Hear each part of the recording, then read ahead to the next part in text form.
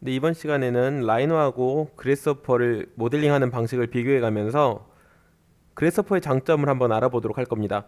우리가 라이노 모델링만 하지 않고 굳이 그래스호퍼를 배워야 하는 이유를 이제 공부하실 수 있게 됩니다. 보시면 두 가지가 있어요. 서피스 분할하는 서피스 디바이드하고 서피스 위에 랜덤 포인트 찍는 랜덤 포인트 온 서피스 두 가지를 준비해 봤습니다. 이거를 이제 각각 라이노 모델링 그리고 그래스호퍼 모델링을 하면서 둘의 어떤 차이가 있는지 알아보는 시간이 될 겁니다. 여러분들은 라이노를 켜지 않고 제 화면만 보면서 이해하시면 되겠습니다. 지금은 어떤 컴포넌트를 쓰고 어떤 명령을 쓰는지가 중요한 게 아니라 이 둘의 차이점을 알아내는 게 중요하기 때문에 화면만 보고 계셔도 됩니다. 우선 서피스 디바이드부터 해보도록 하겠습니다. 다음과 같은 공면 서피스가 있는데요. 여기에 만약에 그 아이소 커브 방향에 따라 우리 일반적으로는 XY 방향으로 하는데 서피스 같은 경우는 U하고 V 두 가지 방향이 있다고 합니다.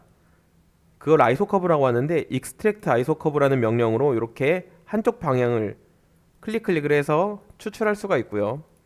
또 T를 눌러서 톡을 이용해서 이번엔 V쪽 방향에 이렇게 아이소 커브를 추출할 수가 있습니다. 그래서 제가 하려는 거는 정확히 몇 등분 되어 있는 아이소 커브를 추출할 거기 때문에 일단 요 엣지를 분할해서 포인트를 만들고 그 포인트 오스냅을 이용해서 추출해 보도록 하겠습니다. 제 12등분 한다고 생각을 하고 디바이드 명령으로 이 녀석을 12등분 얘도 12등분을 했습니다. 다음에 extract 아이소 커브 명령으로요. 얘를 선택하시고 클릭을 합니다. 하나, 둘, 셋, 넷. 실수가 있으면 안 되겠죠. 일곱, 여덟, 열, 열하나. 참고로 포인트 말고 다른 오스냅은 끄고 포인트만 켜놓고 싶으시면은 얘를 우클릭하시면 됩니다. 그냥 깨알 라이노 팁이었고요. 이렇게 추출을 합니다. 됐습니다. 다시 우클릭하시면 원래대로 돌아와요. 근데 이제 포인트는 잡아서 삭제해야겠죠. 셀 PT 삭제하고 다음에 이 서피스를 하나 복사해 놓을게요. 혹시 모르니까 나중에 그래스호퍼 작업을 해야 되니까. 그다음에 이거를 스플릿 명령으로 이렇게 분할하면 이렇게 총 몇 개죠? 이게 144개의 스플릿된 서피스를 얻을 수가 있습니다. 이거를 같은 방식으로 한번 그래스호퍼를 해보도록 할게요. 그래스호퍼는 커맨드 라인에 그래스호퍼 입력하셔도 좋고 여기 녹색 메뚜기를 클릭하시면 됩니다. 그래스호퍼에서는요 우선 라이노에 있는 서피스를 일로 갖고 와야 됩니다. 세팅한다고 하는데 자, 컴포넌트 이름을 보기 위해서 이 애드온을 좀 쓸게요. 서피스를 잡고 그 다음에 이 서피스를 분할을 할 겁니다. 분할할 때는 디바이드 도메인 스퀘어 이게 생각보다 어려운 컴포넌트예요. 이거에 대한 설명은 저기 다음에 기회가 될 때 하도록 할 겁니다. 여섯 번째 챕터에서 아마 알려드릴 것 같아요. 생각보다 어려운 개념이 숨어 있거든요. 어쨌든 디바이드 도메인 제곱이랑 아이소트림을 이용해서 이렇게 분할을 할 수가 있고 12등분을 한다고 했으니까 이렇게 10이라는 숫자를 넣으면 됩니다. 그 다음에 얘를 베이크라는 게 바로 라이노로 바꾸는 과정이거든요. 잠깐 하이드로 숨기도록 할게요. 얘를 베이크하면은 이렇게 분할된 서피스를 아주 손쉽게 얻을 수 있습니다. 똑같죠? 근데 이번에는 다시 돌아가서 다시 얘도 복사할게요. 이번에는 여기까지만 돌아가고 이번에는 12등분이 아니라 24등분으로 하려고 합니다. 그러면 얘를 다시 커브를 셀 CRV로 선택해서 지운 다음에 24등분을 한다고 하니까 요거 선택하시고 24 아니죠 24 여기도 24라고 하고 똑같이 익스트랙트 아이소 커브로 사람이 하는 거다 보니까 실수가 생길 수밖에 없어요. 그러니까 잘 보고 혹시 같은 곳을 찍을 수도 있고 또는 오스냅이 아닌 곳에서 찍어버릴 수도 있겠죠. 그래서 저는 포인트 오스냅만 지금 켜긴 했는데 제가 모델링 하다가 실수는 많이 안 하거든요.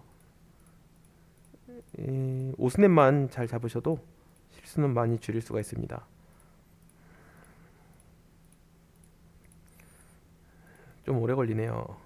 됐어요. 다음에 셀 PT 해서 삭제하고 스플릿 요거 기준으로 커브들을 이제 스플릿이 됐습니다. 얘는 이제 24 곱하기 24만큼 분할되어 있는 서피스입니다. 이거를 그래서퍼에서 한번 똑같이 해볼게요. 아까 서피스 지금 잡힌 게 떨어졌는데 다시 쓰던 서피스로 잡고요. 얘를 24등분 하겠다. 24 이렇게 숫자만 입력하시면 됩니다. 우리가 알고리즘을 한번 짜놨기 때문에 이거를 계속 재사용할 수가 있는 거죠. 알고리즘의 특징 바로 재사용할 수 있답니다. 아이고 만약에 이거를 갖다가 이번엔 70등분 해야 된다 그러면 또 아이고 작업이 아주 힘들겠죠. 또 하나 제가 이걸 한번 보여드릴게요. 만약에 서피스가 이게 아니라 형태가 이렇게 바뀌었대요. 그러면은 이렇게 바뀌었으면은 아까 같은 경우에 다시 디바이드하고 익스트랙트 아이소 커브로 열심히 해야 됩니다. 근데 이거 같은 경우는 요 서피스 세팅만 딱 바꿔주면은 여기에 맞게 이번에 다시 분할이 되겠죠. 또한 개수도 이렇게 쉽게 수정할 수가 있습니다. 아까 보셨던 그림 기억나시나요? 알고리즘을 제가 선 두 개로 표현하면 이렇게 할 것 같다 그랬죠. 좀 더 정확히 그리자면은 제가 정확히 알려드릴게요. 정확히 그리자면은 서피스가 있으면 요렇게입니다. 요렇게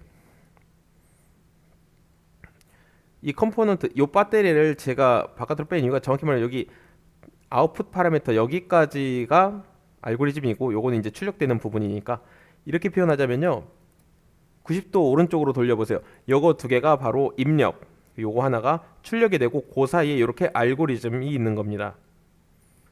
그때 요 서피스는 라이노의 개체를 갖고 온 거고요. 그리고 이 숫자는 제가 여기서 숫자를 쳐가지고 만든 겁니다. 그래서 얘는 리유저블, 여기 계속 요 알고리즘은 재사용이 가능하다라고 말씀드렸던 게 뭐냐면요 요 서피스 언제든지 바꿀 수 있고 요 숫자는 지금도 바꿀 수 있죠. 요렇게. 그러니까 이거는 한번 만들어 놓고 입력값을 우리가 원하는 만큼 우리 입맛에 맞게 계속 바꿀 수가 있다라는 겁니다. 그거에 따른 출력은 단순히 우클릭 베이크하면 여기 있네요. 우클릭 베이크하면 나오는 거. 이거 누르면 라이노 개체로 손쉽게 이렇게 변하게 됩니다. 네, 맞습니다. 베이크하기 전에는 지금은 그래서퍼 개체니까요. 이렇게 빨간색으로 표현되는 부분은 사실 그래서퍼를 X자 눌러서 끄면 없어지는 부분이긴 합니다. 그래서 이거를 잘 보시면 서피스 디바이드 같은 경우에 이거 커맨드 히스토리라는 명령으로 라이노에 입력했던 커맨드를 볼 수 있거든요. 보시면 라이노 모델링을 이렇게 3 곱하기 3등분 한다고 하면 스플릿이라는 과정은 빠졌지만 한 줄 추가돼야겠죠. 그 과정은 빠졌지만 뭐 클릭을 하고 선택을 하고 뭐 삭제하는 그런 여러 가지 작업들이 필요합니다. 잔업이 필요한 거죠. 만약에 12등분 한다 그러면 더 오랜 시간이 걸리겠죠. 120등분 한다면 훨씬 더 많은 시간이 걸리겠죠. 근데 그래서퍼는 요거를 다음과 같은 방식으로 알고리즘을 한번 딱 만들어 놓고 숫자를 바꿔가는 것만으로도 이렇게 바로바로 결과물을 뽑아낼 수가 있습니다. 그래서 라이노 결과물과 그래서퍼 결과물이 같을지라도 이거는 이번 알트에서만 유효한 거라고 치면 얘는 확장 가능성 있고 재사용이 가능하고 이 서피스 말고 다른 서피스 요 개수 말고 다른 개수로도 알고리즘을 돌려볼 수 있다는 게 아주 큰 장점이 되겠습니다.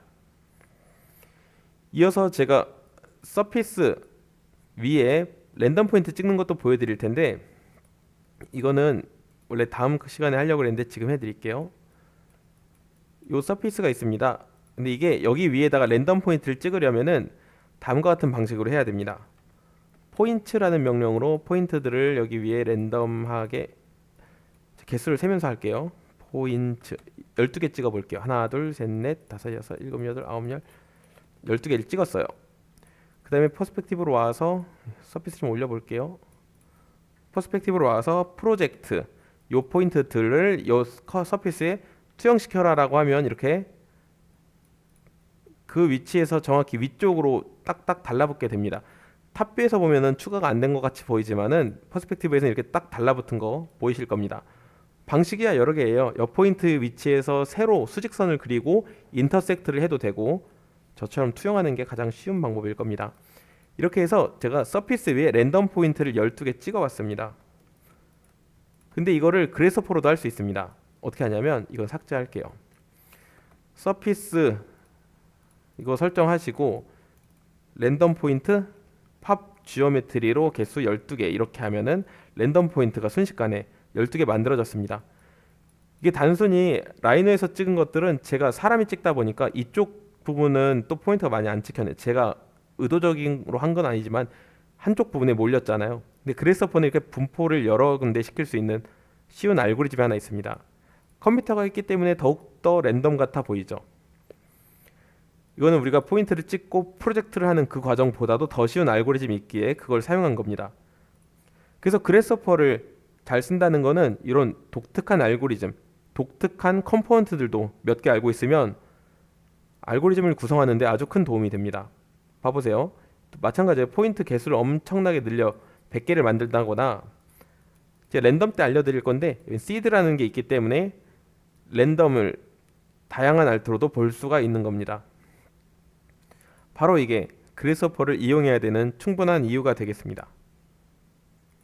우리가 라이노로 작업하면은 여기 있었죠. 라이노로 작업하면 이렇게 길게 작업해야 될 걸 같고 그래서퍼는 정말 짧고 간단하게 만들어낼 수 있고 다양한 디자인 대안들도 뽑아낼 수 있다. 이게 그래서퍼의 큰 장점이라고 할 수 있습니다. 이게 또 알고리즘의 특징이기도 하죠. 다시 위로 올라가서 보여드릴게요. 알고리즘은 재사용이 가능하다. 바로 이런 개념인 겁니다. 시뮬레이션도 할 수 있고 최적화도 할 수 있다. 그게 아무튼 요 알고리즘 편집기인 그래서퍼의 장점입니다. 그럼 다음 시간에 그래서퍼의 중요한 개념들을 정리하고 이어서 다른 알고리즘들을 만들어 보도록 하겠습니다.